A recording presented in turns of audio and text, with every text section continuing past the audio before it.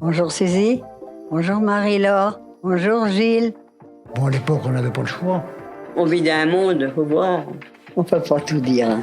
C'est comme ça. C'est la vie. Parce que pour comprendre le monde qui nous entoure, il faut comprendre le monde duquel on vient. Vous entendrez ici des portraits qui retracent la vie de nos aînés. Je suis Capucine Jacob et vous écoutez Entre-temps, un trait d'union entre hier et aujourd'hui, un espace de parole où le passé est raconté par ceux qui l'ont vécu, et vous allez voir, c'est passionnant. Est-ce que vous croyez que le monde va mieux? Je ne sais pas.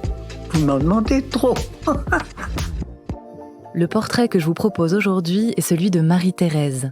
On m'avait prévenu que cette femme était pipelette, mais je ne m'attendais pas à ce qu'elle m'entraîne dans un tourbillon de souvenirs racontés avec une grande intensité. Elle parle de son enfance, de sa grand-mère, pas toujours facile, de la guerre, des Allemands, mais aussi des enfants de la DAS dont elle s'est occupée.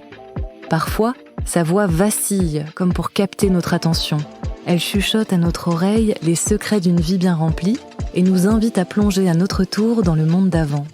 Bonne écoute. Bonjour. Bonjour. Je pose le petit bouquet là. Merci. Oui,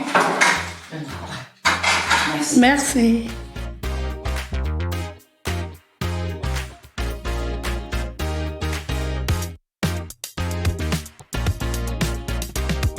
Marie-Thérèse, le 22 octobre 1929.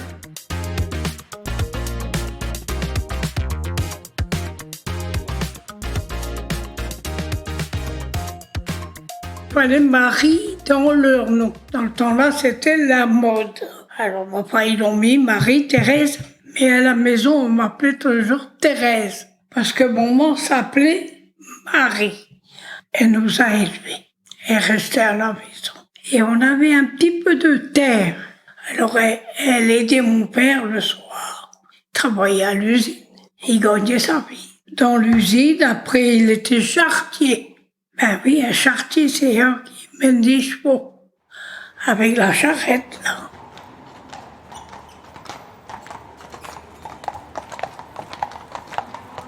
Ben, c'était une ancienne maison, parce que la maison, là, c'est pas eux qui l'ont bâtie, c'était ma grand-mère qui l'avait fait bâtir.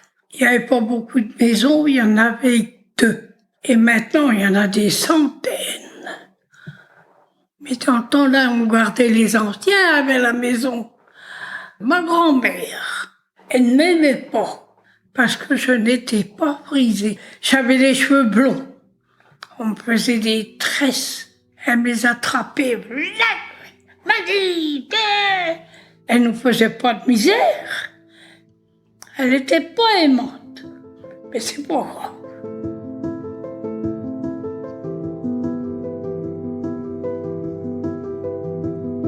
Moi, j'allais aller à l'école à la Croix-Mathias, chez les sœurs. On avait à peu près 3 kilomètres à peu près pour aller à l'école à pied. Et comme on avait une vache, dans ce temps-là, maman leur portait le lait. J'étais bien avec la sœur directrice. Tous les midis, quand les bonnes sœurs avaient fini de manger, elles venaient me chercher. Au lieu de rester jouer, on allait dans le jardin derrière l'école et elles me faisaient lire. Parce que j'avais du mal à apprendre un peu. Alors il vous fallait apprendre à lire. Et puis à compter, elle me faisait compter ceci, toi. J'entendais les autres là qui rigolaient dans la cour. Moi j'étais avec elle, moi derrière. C'était pour mon bien. Et ben, quand l'école a été finie, j'étais dans une école où on apprend le ménage, la couture. Ben, j'ai été là jusqu'à 17 ans. Puis après, ben, il y a eu la guerre et tout ça. Alors on n'avait pas le droit de sortir.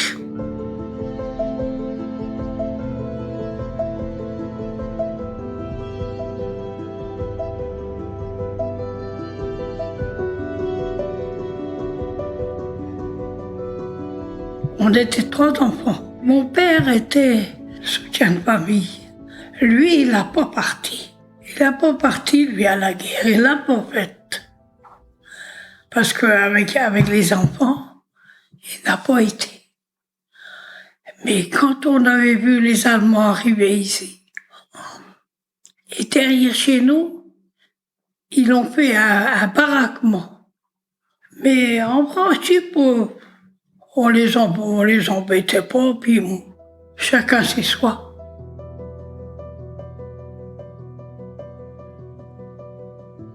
C'était plutôt embêtant, c'est que on n'avait quand même pas ce qu'il fallait pour manger. Tout le monde avait des bons de pain, des bons de tout. Mais comme nous, on élevait déjà des poules, des lapins, et puis on avait une vache. Et les œufs, on était quand même nourris là-dessus. Oh, je me rappelle une fois. Parce que maman, elle avait été dans le poulailler, puis elle avait 3 œufs. Elle tombe le nez à nez avec les Allemands. Oh, qui dit œuf, qui dit madame, œuf, moi, faim. Oui, moi, madame, moi, œuf. Maman était obligée de lui donner les œufs. Et bien, moi, le soir, on avait été tatin.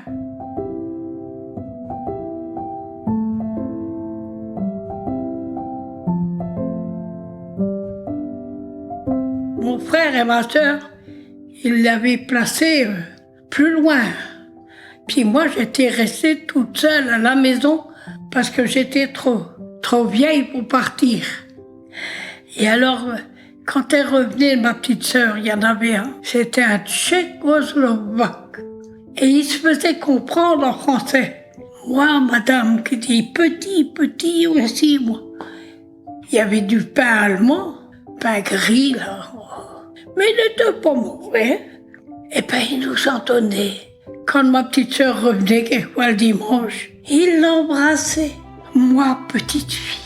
Il disait qu'il avait une petite fille aussi. Elle revenait de la baraque avec un pochon de bonbons, du chocolat, des gâteaux. Elle en avait plein les bras. Ah ben, moi, j'étais contente, hein.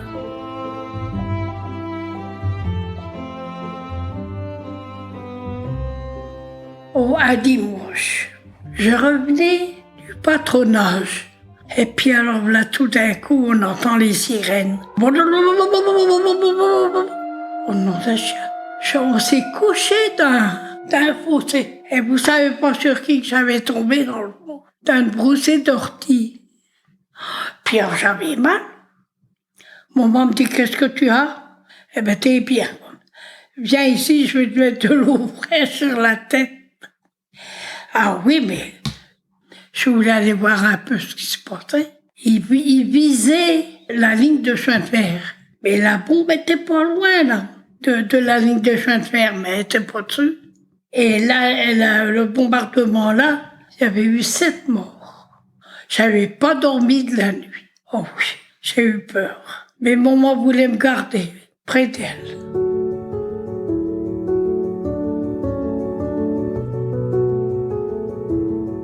Ah ben si j'avais rencontré mon mari, lui il arrivait d'Allemagne, parce qu'il avait été déporté. Dans le temps-là, il n'y avait pas beaucoup de métiers. Il était commis de ferme. Donc il travaillait à la ferme à côté de chez nous. C'était là, puis c'est là que je l'ai connu. Le premier jour que je l'ai croisé, il était avec son beau-frère. J'allais à ma petite journée que je faisais, cueillir des petits pois. Si on allait cueillir des petits pois dans une ferme, et on était payé à temps. C'était tant du kilo qu'on avait fait. On chantait, on discutait tout en travaillant. De la ferme à venir chez nous, on se voyait tous les jours. Son beau-frère me dit, alors les filles, vous voulez partir? Ah ben j'ai dit oui. On s'est rencontrés comme ça, là. Mais il était gentil.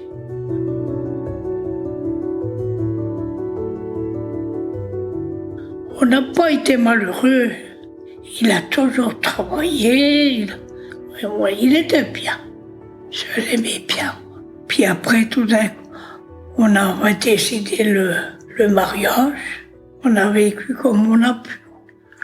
On vivait petite part avec et l'argent qu'on a maintenant, mais on était heureux. Je me suis mariée, on a bâti une maison. Ah oui, puis avec ça, je trouvais que j'en avais pas assez. J'ai pris des enfants de l'assistance. Puis alors j'arrive dans la ville, vers mon marché. Puis mon mari vient me dire, tiens, tu vas attendre, on a de la visite ce matin. Tiens, le petit doit arriver tantôt. Parce qu'en principe, c'était 1.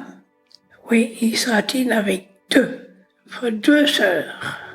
Oh, mais vous tracassez pas, malheureux, vous tracassez pas, ils sont propres et on amène le linge demain. La petite, la toute, elle avait combien? 4 ans à peu près la petite, et l'autre 5 ans, 5-6 ans. Je la prends pour là. Elle avait fait caca aux petites mères. J'allais quand même pas la laisser toute crasseuse comme ça. Je dis, t'en fais pas, moi. Je vais te laver, moi. Je n'avais pas rien pour la changer. Alors, je fouille dans l'armoire, je dis, il faut que je trouve quelque chose. Hein. Je trouve des petits slips à mon gars. Je l'enlève, je lui remets le slip à mon petit. Le lendemain, les blagues qui se gratinent. Tu dis, mais, j'ai oui. Je dis, heureusement que vous m'avez dit qu'elle était propre. Elle a eu peur. Pour petite mère. Il y avait 7 gosses. J'en ai eu 2, moi, les 2 dernières. Et au bout de 4 ans et demi, c'est une chose que ça m'a dégoûté. Ils sont venus les chercher comme ça. Plouf. Ils sont venus le matin, j'étais partie faire les courses, moi. J'arrive, j'étais partie. J'en ai revu une. Elle est venue me voir. Et je n'ai pas jamais vu l'autre.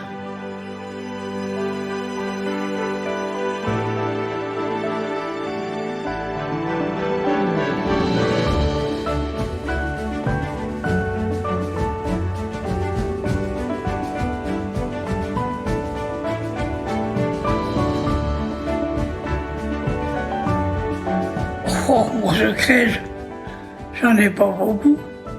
J'ai été heureuse. On a réussi à manger toujours à notre faim. Ça, je peux pas dire j'ai été heureuse. Avec rien, on était heureux. Mais il y en a qui savent pas être heureux. Ils voudraient tout. Et il faut le gagner pour l'avoir, c'est tout. Mais il y en a aussi, c'est des paniers percés. Mais moi, j'ai toujours essayé d'économiser pour avoir un petit peu plus. Mais il y en a, ils ne savent pas le faire.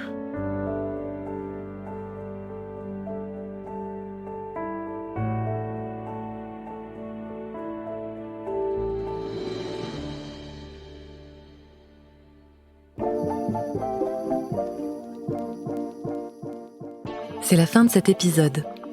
Merci à Martin Poujon pour le mixage de ce récit de vie. Si vous avez aimé ce podcast, n'hésitez pas à en parler autour de vous, à le partager et à laisser 5 étoiles. À très vite!